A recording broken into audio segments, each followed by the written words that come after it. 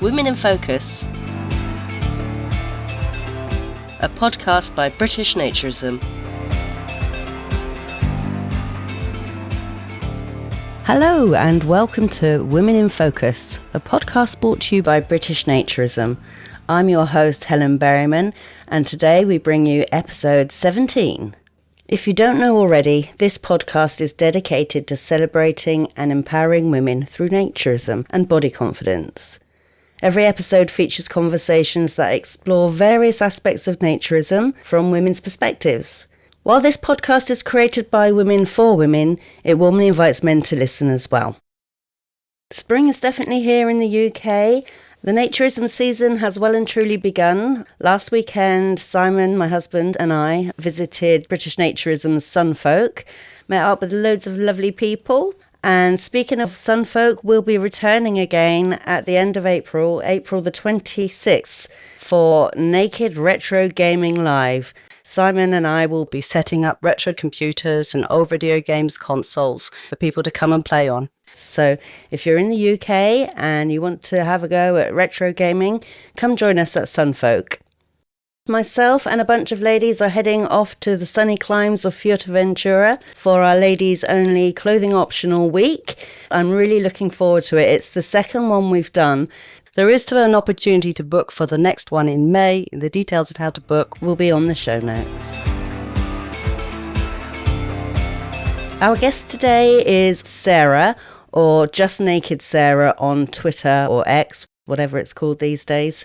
And we speak about her inspirational story, new into naturism, and has had many, many challenges along the way. So please welcome Sarah.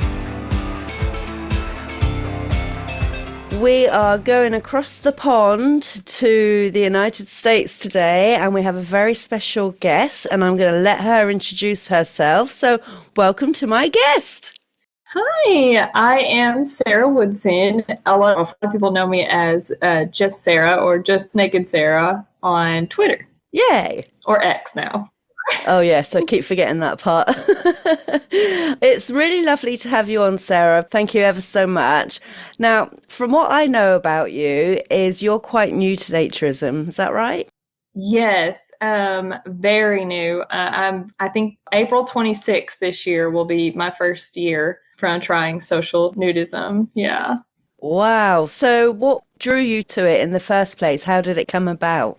So I had went with my cousin to a piano karaoke night locally, and a friend of a friend stopped by and started talking to us and introduced the naturism concept. And my knee-jerk reaction, as I think a lot of women have, is that's not a thing. We had a conversation, and I didn't trust the conversation. So I started doing my own research and started listening to podcasts. I looked at the Anna website, and I think I reread more articles from there than I care to admit. But I just deep dove into research. And one of the things that I kept finding over and over again, especially for women, was the healing that they found from it, and the autonomy and their positivity they found around how they viewed their body. And so that's kind of what drew me in, so to speak.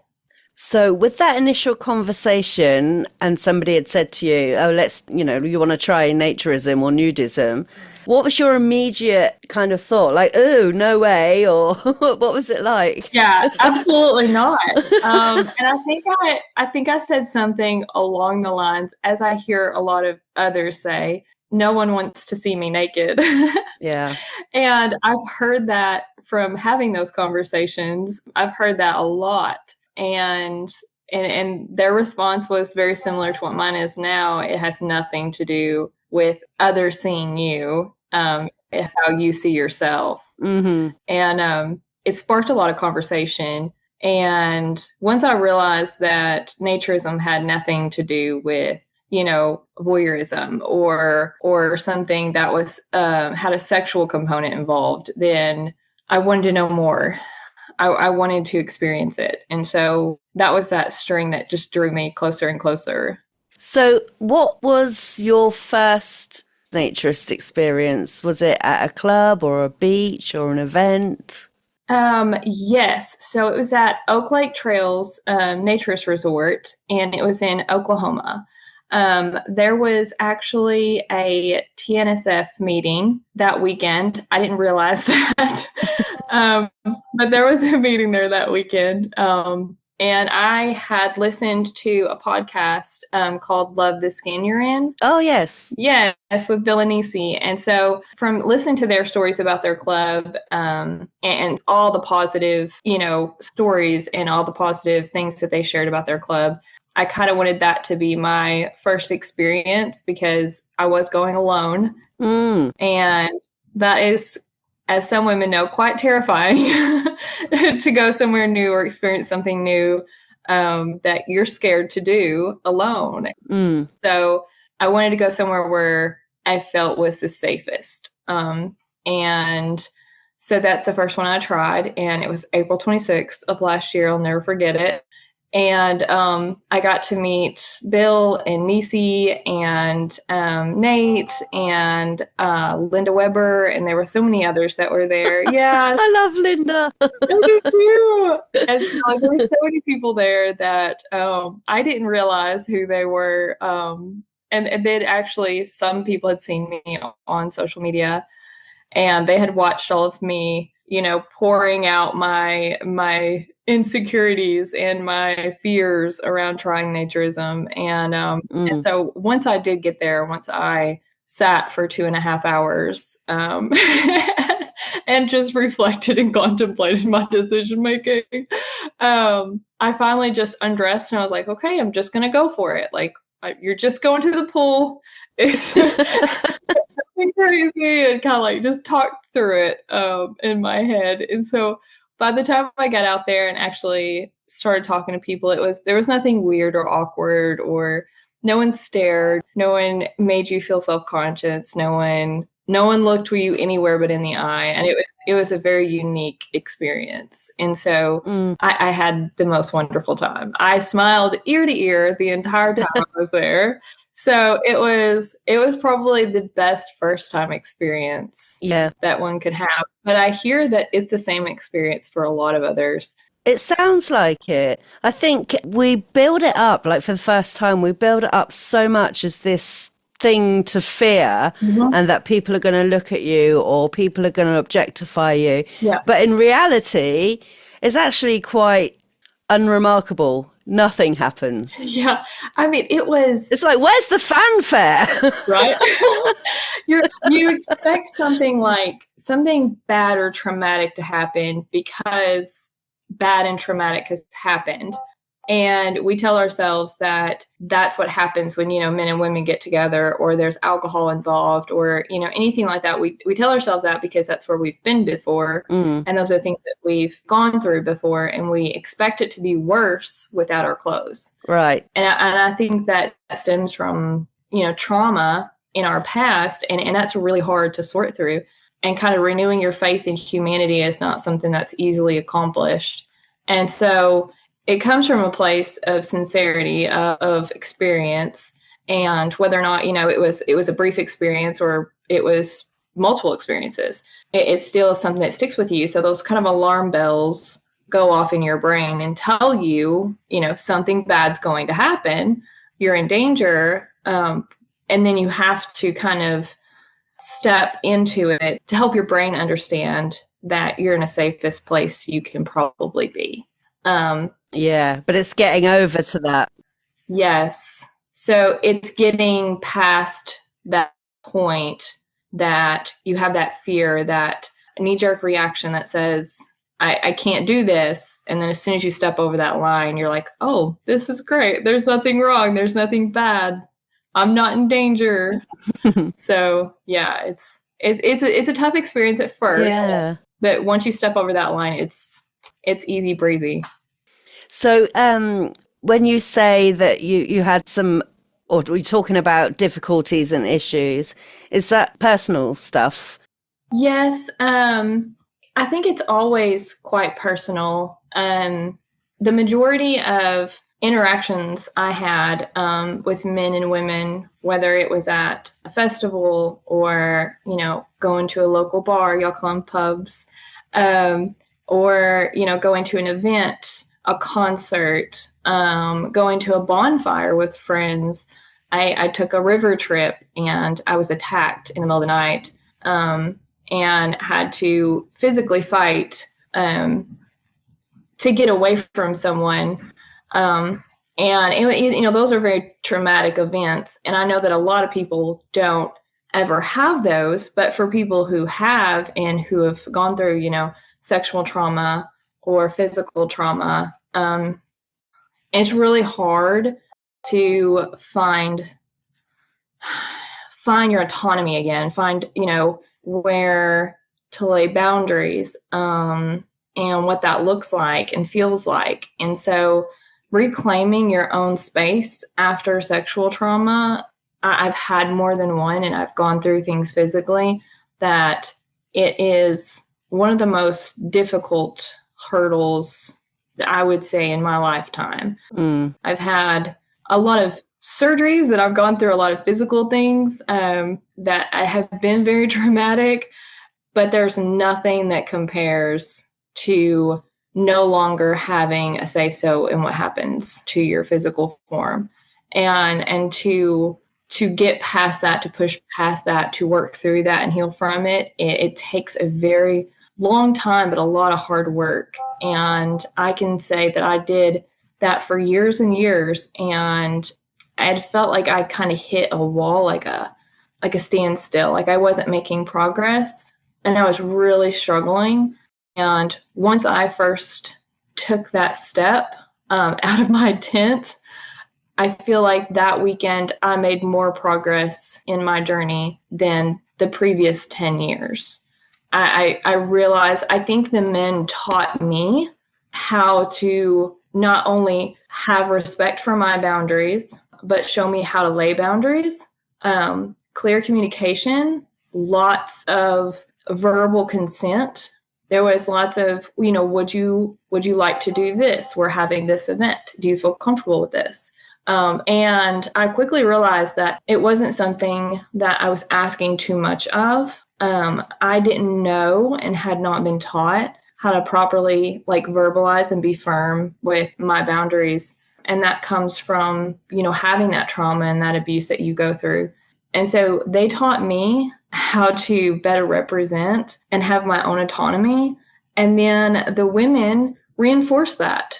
And they further taught me how to see myself. You're talking about the women and men that you've met in Naturism? Yes. Yeah. Yes. And just what everyone would perceive as a common interaction at a resort or at a pool has really taught me that, my space is to be respected. I can say no or refuse a hug and it not be a personal attack on their character or my own. And I can have my autonomy and I can have the respect I desire just for living. And I didn't understand that before. And I think it might be kind of my area that it's more of a push and shove than it is a verbal consent-driven atmosphere. And so that can be really hard to learn if you're not in an environment that teaches you. So that has been really detrimental to me healing and kind of finding my own autonomy and my own boundaries and sticking to them, because I didn't understand that that was an option. And so that's hard. Yeah. And it's amazing, as someone who has also survived that sort of behavior, you end up building up barriers, don't you? And not letting people pass those barriers. And lots of people listening maybe will think, well, if you've been sexually abused, why the hell do you want to go somewhere and be naked? Because that's your most vulnerable self, usually, is when you're naked. But my answer to that would be, well, it's me reclaiming my body, my space, my rules. I decide, I say what's going on or what's happening to my body or who's allowed to see my body. But in a naturist space, such as a naturist park or campsite, you soon quickly realize that no one's looking at you anyway. It's the last thing on anybody's mind. It's the most unsexy environment. Yes. Yeah. It really is. But the thing is, like, I needed that. Like, because a lot of times I would lie and I would wear a ring and say, no, I'm sorry, I'm married. And I would say, no, I have a boyfriend. I never had a boyfriend. And I'm over here trying to, like, almost argue my point of why I didn't want someone to, have my phone number or touch me or hug me or want to dance on me or buy me drinks and things like that. And we make all these excuses because we're so scared of the violent outburst or the trauma that might ensue, the aggression that might ensue from telling someone no. And so whenever we're trained to make an excuse or lie about it, instead of having our no's respected and heard, then it reinforces that what we're doing, we have to do this in order to keep from something bad from happening to us. And so then you go to a naturist resort and someone asks before they try to give you a hug, or they ask, hey, are you comfortable with this? Or, what can I do for you? Or it's a different level, and it teaches women that we don't have to lie to be heard. We don't have to make excuses. We don't have to argue our point or have a valid reason. No is enough. And so, I mean, it really reinforced a lot of things in me that I was struggling to learn, and I was struggling to have my autonomy. And whenever you can't find you, and whenever you can't find your voice, after, sexual assault or, violence towards you at any point, whenever you can't find that, it's almost like you're wandering around in the dark. No one hears you. You can talk all day long. You feel so alone and so withdrawn. And so to find that again and to have a space to find that, it's incredible. And it helped me so much. Yeah. It does me as well. In fact, I would go as far as to say, and have said before, that going to a naturist event or a camp or park or whatever has become my safe space. Yes. Where guaranteed no one's going to hit on me. Yes. You know what to expect. Like, so far I have been to, so I want to explain something real quick. I live in a state called Arkansas. Yep. Yeah, so I was going to ask you this, actually. Naturism is illegal there, right? Nudity is illegal. In Arkansas, the law actually states that you are not allowed to be nude or naked in the presence of someone of the opposite sex that you are not married to, unless for medical purposes. So practicing here isn't really an option yet. Right. But I have gone to Missouri, I've gone to Oklahoma, New York, California, and Florida, to different resorts in different places. After my trip to Oklahoma, I was quite convinced that might have been a one-time thing and that I wouldn't get the same experience at different places. Right. And I think I was kind of just overthinking things and a little hesitant to step out of that comfort zone. And so then I was like, okay, I've got to try a different place now so I can see if this is a reoccurring, occurrence, like, or is this just a one-time, one-place situation? Right. Every single place that I have gone has been so incredible. I have felt so accepted, and seen, but heard.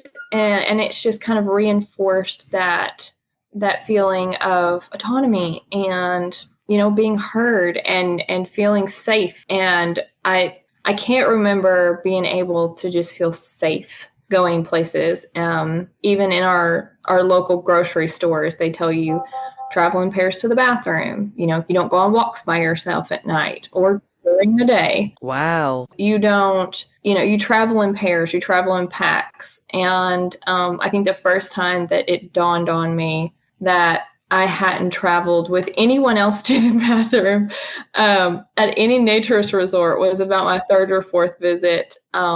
And I think I wrote about it on X, but I went to the bathroom and I had brought one of my girlfriends with me for the first time. That was her first visit. And she's like, I didn't even think about it. She said, I guess I just feel safe to go. Like, I don't feel like anything bad would happen here. And I said, I haven't even thought about that. And so we get into a conversation about it. And I said, you know what? I was like, we haven't been traveling to the bathroom together. I was like, that's so odd. Wow.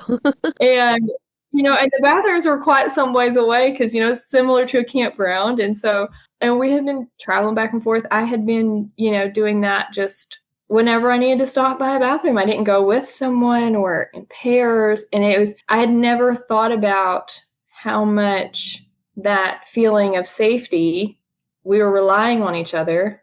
We still don't ever go whenever we're out and about, or when we go to a festival or a concert, we always go and travel in pairs to places, whether it's going to get a drink or food or, whatever the case may be, we go together. Wow. I wouldn't have even considered that. From an outsider, someone across the pond in the UK, I had no idea how rough it can be there in Arkansas. As I say it right, Arkansas. Arkansas.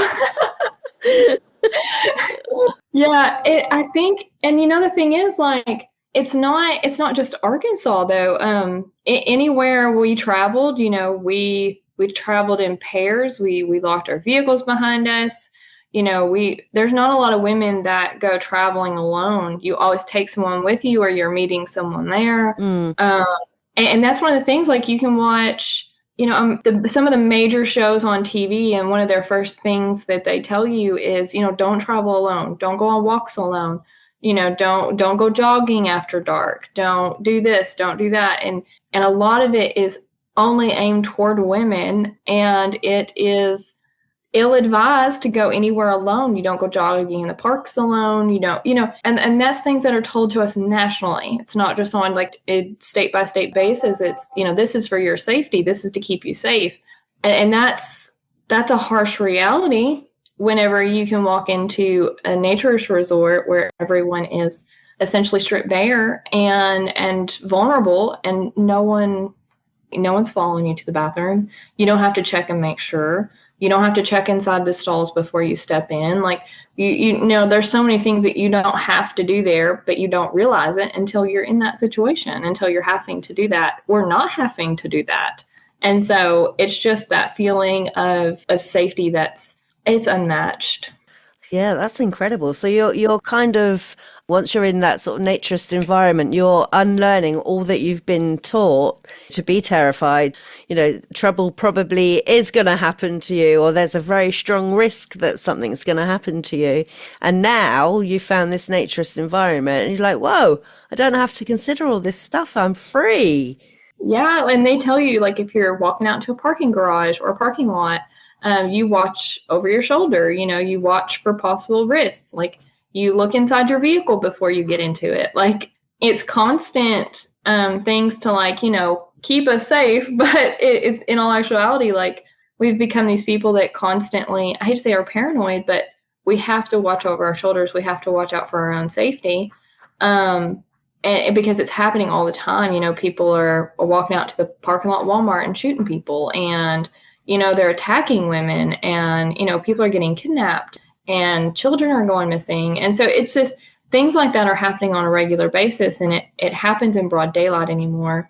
So you have to be more aware, but you walk into a naturist resort and, you never have to flinch. You never have to worry about watching over your shoulder.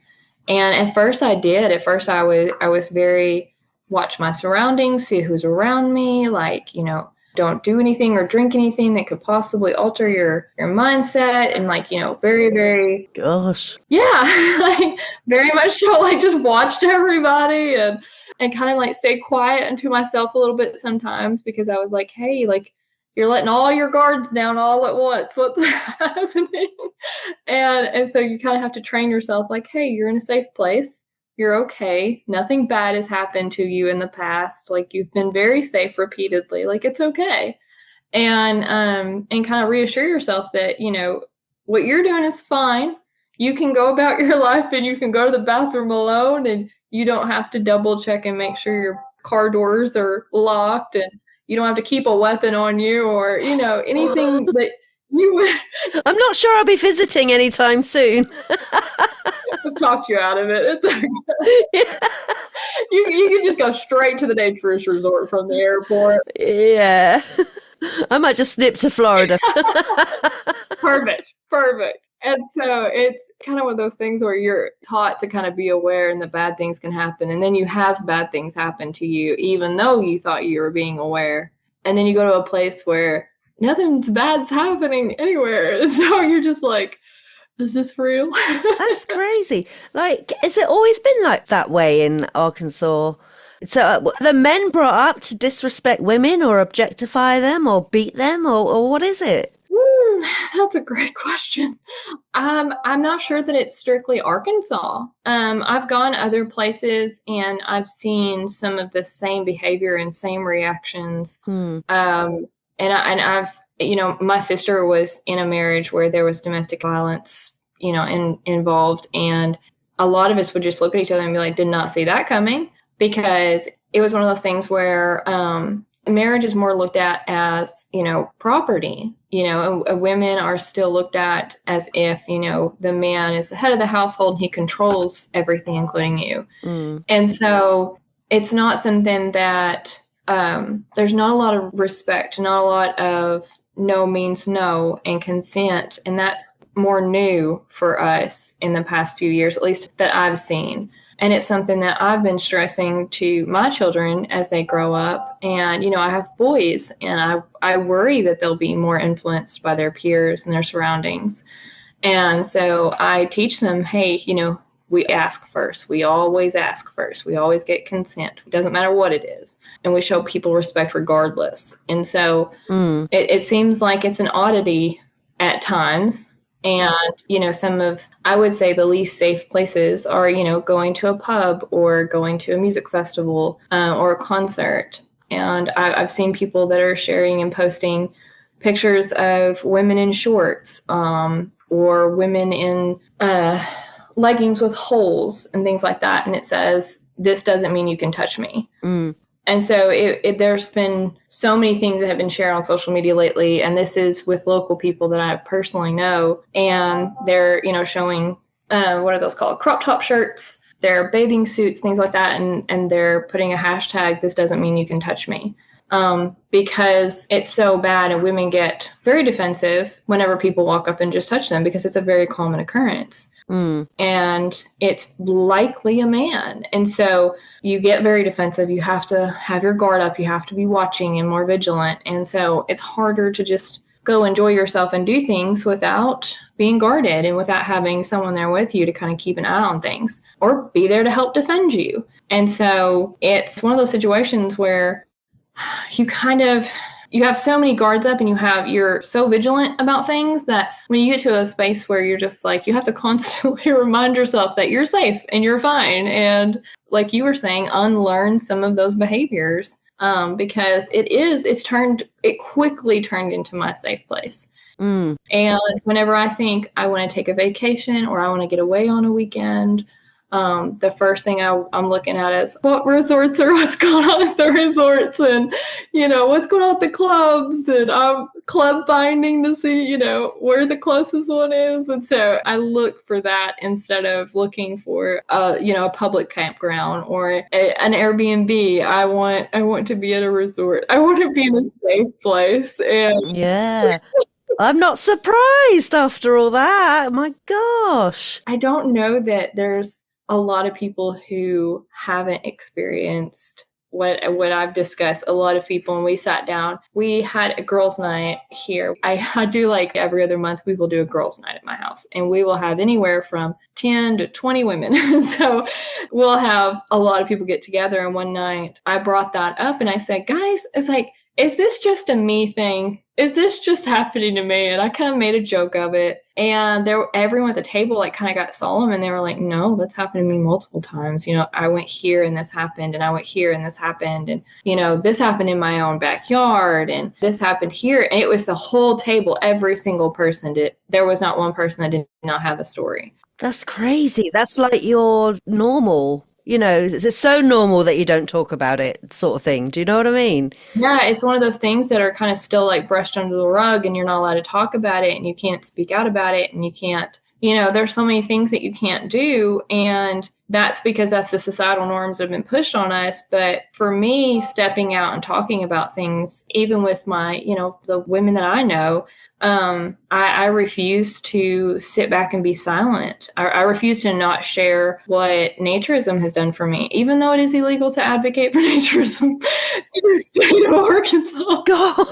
I said, nope, I'm going to do it. Well, that's a really good point, actually, because you're very public on X or Twitter. Yes. So are you putting yourself in danger by being public? I'm not sure that it's danger more so than it is. I'm opening myself up to possible, legal issues. Mind you, it is a misdemeanor. And so it's kind of a very small, low charge. And it would actually give an open door to and precedent to fight the law that's on the books in Arkansas and possibly get that overturned. So I don't know that I would mind getting a misdemeanor for that. And so I hate to say I'm not worried about it, but it's not something that's heavily concerning. I have dealt with legal issues, and I'm currently being legally attacked because I am a naturist and I am a mother. And so I hate to say I was warned or prepared. I don't think you can ever be prepared for that. To that degree. It's been a very brutal attack. But using naturism as a weapon against you to demonize you must be awful. And how's that been? It's been really hard. In December, we had a deposition. And so it's pretty much where his lawyer requested to depose me. I had to sit with his lawyer and answer any and all questions that he could possibly come up with. And after about 5-6 hours, I can't really remember how long it was, I was emotionally spent. Mentally, I was completely drained. But I knew, that the attack was nearly entirely solely on the premise of me being a naturist. And me taking autonomy of my own body. And I repeatedly told him that he even asked me at one point if I felt ashamed for what I was doing or what I was posting. And I said, absolutely not. And he tried to get me to explain. And I said, I can't explain what I don't feel shame for. I said, I don't feel that I have any reason to be ashamed of who I am or what I stand for. It hurts no one, nothing. And in fact, it's given me a lot of benefits. It's helped me tremendously. And so I have no shame. And in a hearing last year, the judge actually looked at me and he said, Miss Woodson, it seemed like you were a wonderful mother before you became a naturist. And I think I made an audible, okay. And I kind of struggled with that sentence because it stuck like glue, super glue. And I don't think I'll ever forget it because those two things, they can coexist, and one has nothing to do with the other. And so I struggled with those statements. It was compared to, abusive, violent behaviors. And I think if I would not have been adamant and mentally strong during that hearing, that it would have had a worse outcome based solely on the premise that I was a naturist. Was the American Association of Nude Recreation supportive? Very, very. They've been so supportive. In fact, I was having a moment of anguish in the middle of the night one night, and I reached out to Linda and I was like, I can't do this. like I know I can do this, but I can't do this right now. And I was just really having a moment struggling, and she was there in seconds. And the legal team with Anna has stepped up, and they have worked with my legal team very closely, and they have offered to travel here to help testify and give them a better, more accurate description of laws around naturism in the U.S. In different places, because there isn't any here. And so, they can discuss that and talk about that for the legal case, which I was so thankful to them for being there and having the knowledge and having the fortitude to do that. And then they were considered an expert witness. And we also have Miss Ronna Krause, which I met through Anna. And she is a well-educated, very well-spoken individual. And she's a doctor. And she is wanting to come testify as a professional witness too. And so we have wonderful experts. And I think that if it comes to that stage that we actually do get a court hearing and be seen in court, which we're still waiting on, that we have a good fighting chance to educate the court system on what it is and what it isn't. The naturist community, though, rallied after hearing about it. They rallied in such a massive way. Like I was shook. I was shook to my core. And I cried so many times. And it was because of the outpour from the community. And it kept bringing out. It was making me cry way more than the court case itself was, because it was like, there's a community that not only gave me my autonomy and gave me my freedom. I'm not going to get emotional. Yeah. Oh. And so it gave me my freedom to like kind of be myself and find me in a safe place like that. I can't repay that. That's not something that you can give back. And you can't, I don't feel like I could ever contribute enough, for them to understand like what that did for me. And so once I started seeing all the love and the comments and the messages, I couldn't even reply. I was just a ball and mess. Every time I got another one, I was like, oh my gosh. Like I was just, and I'm not a very emotional person, but it is like, there's so much about the naturist community. Like you guys gave me so much already. And then it was like, oh, but here's more. Don't worry, we got you. And I'm just like, oh my God. That's exactly it. We got you. Everyone's got each other's back. It doesn't matter how far away we are. Like there's a big pond of water between us. Yes. But we're mates already, right? Yes. And it's so incredible. And like, there's so many people that are brought together in a community with the same morals and the same objective and the same goal, to simply just be themselves and to, as I say often, frolic naked when we want to. And so I don't understand how you can reap so many benefits from being vulnerable and naked. But it is fact. It is a fact. Do you think naturism or nudism, do you think that it's given you more confidence in other parts of your life as well? Yes. So not only have I stopped nitpicking at like clothes, the way they fit me, the way they look, what people think about it. I used to really worry about things. When I was growing up, I was raised in a very strict religious household. We didn't show our collarbones, okay? We didn't show our elbows or our ankles. And if you wore colored pantyhose, you were going to hell. It was intense. So whenever even after, many years of practicing the faith, I stepped away from it. And this was, this was 8 or 9 years ago. And whenever I stepped away, I still had a lot of the mindset that like, oh no, they're judging me because this dress is too short. These shorts are too short.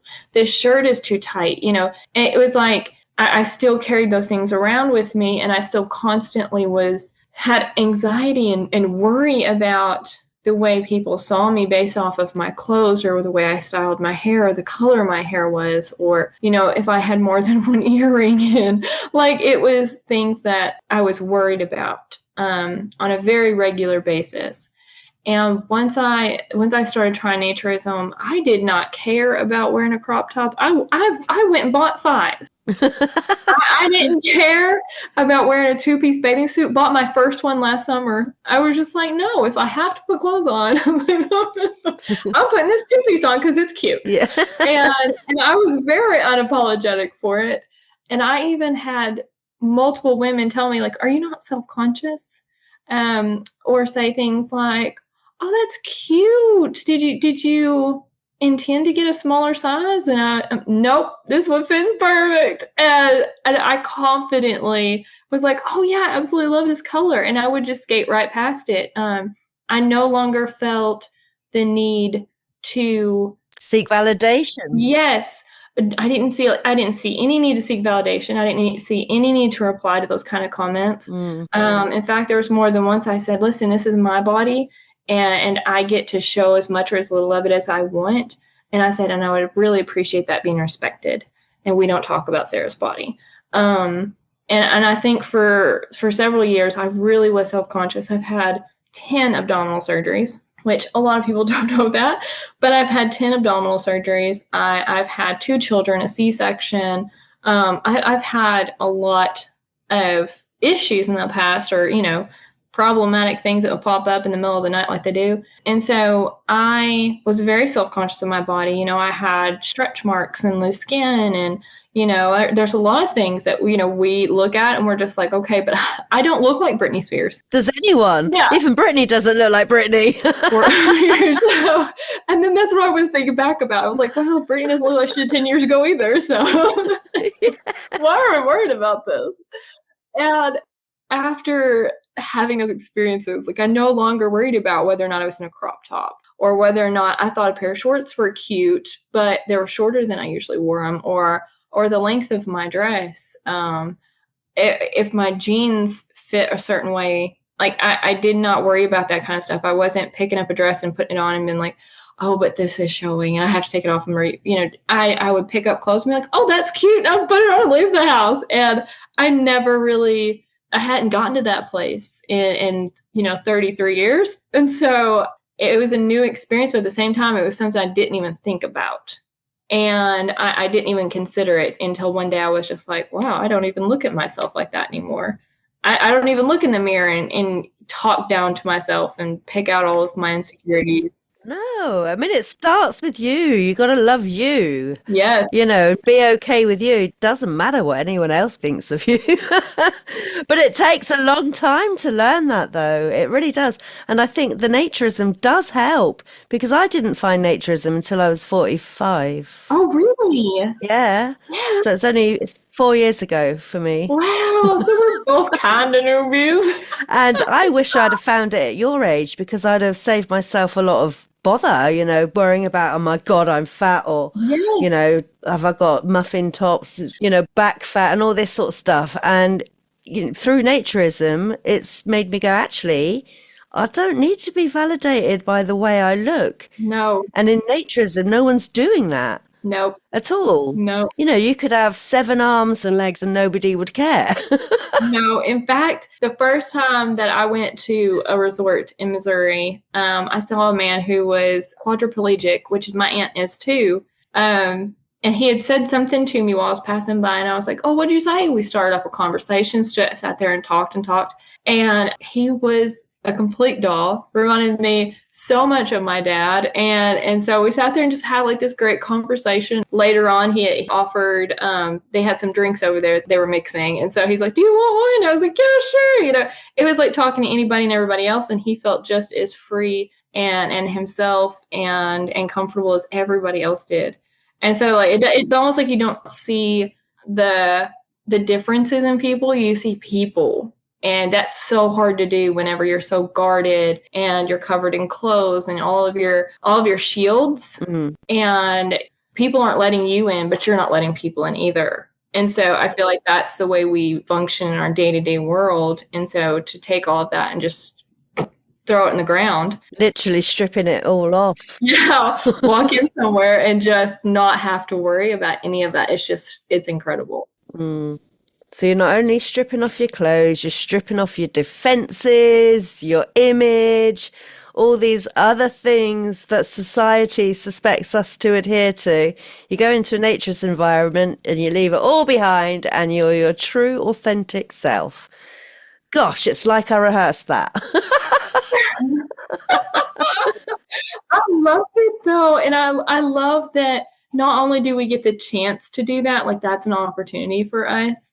I love that I have learned to start applying the things I'm learning in naturism and the way I'm feeling in naturism to my everyday space. And I've noticed that I am more vulnerable. I am more open and upfront with people. I'm more intentional. Like I'm living in a way that I know I'm moving forward and I'm healing and I'm gaining grounds outside of just being at a resort or just being a naturist. I'm placing more firm boundaries. I'm clearly communicating things. There's so many benefits. I can go on and on and on, but I'm learning to apply those things in real life, and people have definitely noticed. I think it was toward the end of summer last year, a friend of mine, I hadn't seen in quite some time. She's seen me out and she's like, oh my gosh, she's like, you've had quite the glow up, just your person. Like I feel like you're so happy. And I was just like, I am. Oh, that's great. Because people can tell whenever you're making changes and you're doing things differently and you're walking differently, they can kind of see that joy that you're carrying around. Yeah, a spring in your step. You're holding your head up high. You got it. Does your family and your friends know that you're a naturist? And how were they with that? Yes. One of the things I think that, like, my sister at first really struggled with the A concept. B, she struggled with some of the same religious traumas that we both shared growing up. We're very close knit. What religion was that? Can I ask? We were Pentecostal. We were raised a very apostolic Pentecostal. So it's kind of a branch that is more strict, has a lot more odd guidelines that different churches that you attended had different rules, if that makes sense. And so they differed in some ways and some more just blanket. I hate to say you can spot one anywhere, but if you go out somewhere, you can usually just I can always spot someone who is, practicing the faith. And so my sister had very much kept, no one else sees you naked but your husband. You don't ever share or let anyone else see your body. And so it was one of those things that, since that's kind of the way we were raised, that's kind of the way we had seen it, it was very much so it had to be a sexual thing. And so as we got older, that was still something that, I just say, I don't really know how to put it. It was just one of those things that were ingrained in us and that we were taught so much. And it was kind of one of those things we had to unlearn. And it was hard for me at first. The first time that I went to a naturist resort, it took me 2.5 hours to take clothes off. So it takes you a minute. But when I did share it with her, she's just like, Sarah, what are you doing? And it put a big strain on our relationship because her boyfriend actually did not agree with it. And he made it very vocal. And so we recently have started working on to regain and rebuild. And I share with her some things, but usually when she asks or gets curious, I'm not the kind of person that's very pushy. So if people ask me questions, I'll be completely honest. In fact, my mom found my Twitter one day and I was like, Mom, that's a different kind of page, just a heads up. And she unfollowed it really quickly. And she was just like, what are you doing? And now instead of asking me, if I'm going somewhere, so I went to New York for a Naked in the Cave event. That was so much fun. Went down the cave and we were naked. It was great. 350 people. It was amazing. So I told my mom, I was like, hey, I'm going to New York for a few days. And she said, really? She's like, where at? And I tell her, and she said, is this a naked trip? And I said, yes. She's like, don't send pictures. I said, Mom, and she's like, well, I mean, I guess you could. It's nothing I haven't seen. And she just, Oh, so she sounds quite cool about it. yeah, so she kind of skates about it. I wouldn't say she approves, but she kind of makes jokes out of it and lighthearted comments. And so I will take that over, any kind of verbal aggression toward my practices. I don't really leave a lot of room for that. And my cousin, one of my cousins, we are really close, and I have told my family freely whenever it gets brought up or whenever they're asking me about certain things. I don't mind to share. My friends, I think all of my friends know that I go to, naturist resorts and trips like that. I don't really hide it. I don't feel the need to. From all the benefits that I've gotten from it and all the amazing experiences that I have, I don't feel like I should hide it or should have to hide it. And so I don't. And I think that goes for the same from my Twitter account. I don't try to hide it from people or, family or anything like that. If people would like to know, then I share. Yeah. And because it's been very beneficial for me, and it's been very mind altering, honestly, because there's so many things I would not have accomplished to this point if it was not for practicing naturism. And so I'm not ashamed to share my experiences. Quite right too. Same. In fact, my mum, she was a very strict Catholic earlier on, and we were brought up Catholic as well. But yeah, she was a star, and as much as she was very open-minded and wanted to learn more.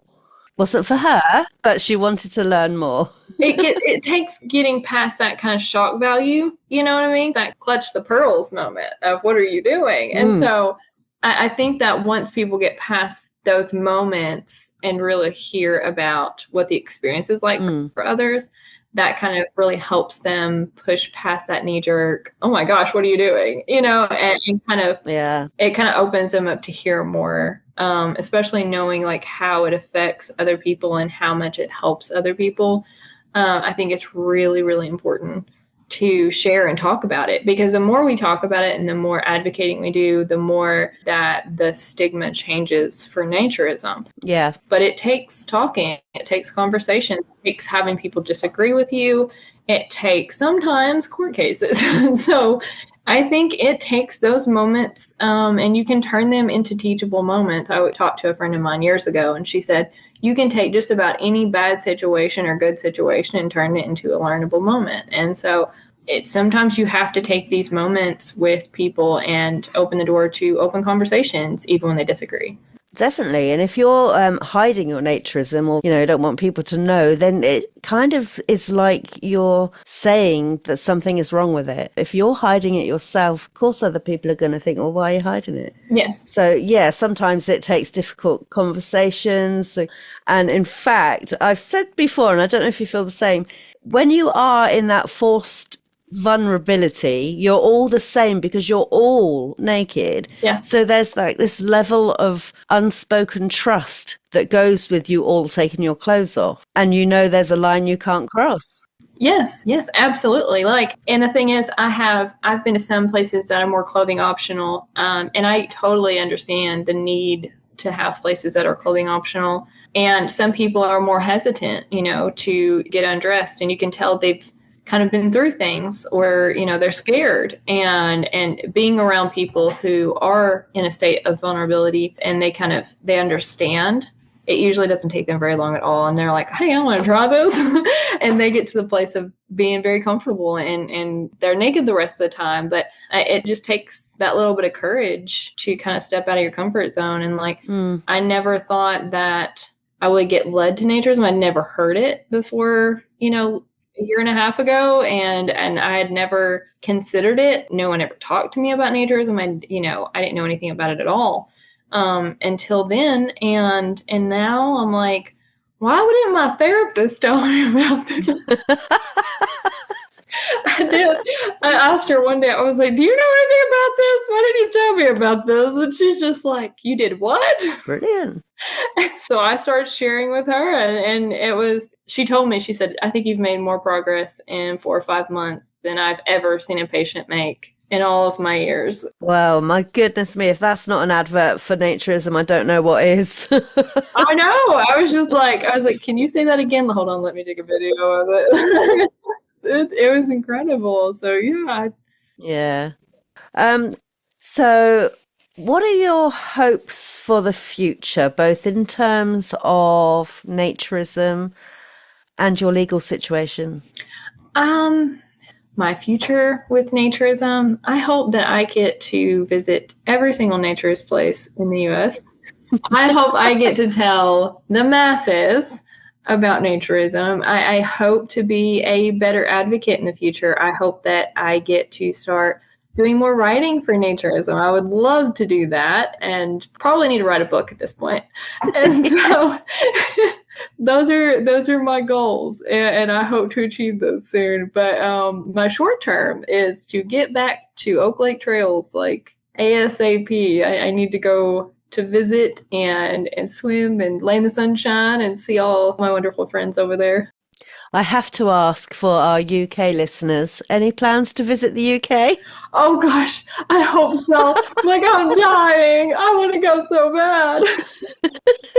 I really do. You guys have the most amazing places to like go and the most amazing festivals. And I watch all the clips and all the pictures, and I'm just over here like, oh, I want to be there. And so yes, definitely plans to go in the UK in the next couple of years. Excellent. Right. In light of what we've already spoken about for the last hour, what advice would you give to other women who might be considering Naturism, but fear it might affect their relationships with work or family or anything like that? You get to decide what you want to do, what you want to share, and who you want to be. So it doesn't matter if you would like to practice Naturism in private and never post anything on social media or tell a family member or a friend. You get to paint a picture of what you want it to look like for yourself. If you have a significant other or a husband or a best friend that would like to try it with you, I always suggest ease into it, to go with somebody that you feel safe with. And again, you get it to look like how you want it to look like. You don't have to share it with anyone or tell anybody about it. It can be just for you, and it can be your safe place, or you can tell the whole entire world. And it's sometimes difficult to navigate some jobs around naturism or sharing that you are a naturist. And again, if you don't feel safe sharing with everyone, you don't have to. You get to define how it looks for you and what your experience is. That is so true. You haven't got to do anything for anybody. It's your thing, your body, your feelings, your emotions. You do what you like with them. You do it for you and just you, and you will have the most amazing experience. Guaranteed. Perfect. Love it. Thank you so much, Sarah. This has been lovely. Well, it was so good to meet you. Thank you so much for having me. Thank you so much. Bye. Wow. Sarah's story is truly inspirational. I'm shocked and stunned and saddened that just by being a naturist, it's used against her in a derogatory way, as if suddenly she's no longer capable of being a great mum just because she identifies as a naturist. Thankfully, Anna is supporting Sarah with the legalities and whatnot. And thank goodness for organisations like Anna and British Naturism. This is part of the reason why organisations like this exist, is to support naturists that face challenges in everyday life from their naturism. We at British Naturism also have a legal department and a legal helpline. So if you're facing any sort of bother and you need some advice, then British Naturism is here to help you too. Membership for British Naturism is merely £60 per year. That's not a lot of money for a lot of great stuff. Not only is there the legal helpline, you have access to so many discounted events, merchandise, online classes, and not forgetting, of course, supporting this podcast. It really is amazing value. So if you're not already a member of British Naturism or the American Association of Nude Recreation, why not? Join today and help defend your rights. Thank you for listening. I hope you'll agree. It is amazing to be able to bring you stories, real women, real situations, real struggles, and real celebrations. If you have any thoughts, comments, or anything at all about any of the episodes, then please write. We're happy to hear from you. As usual, another request to like, subscribe, thumbs up, hearts, whatever it is, on whatever platform you listen to your podcast. Your support really does help us. Join us next time as we bring more Women in Focus.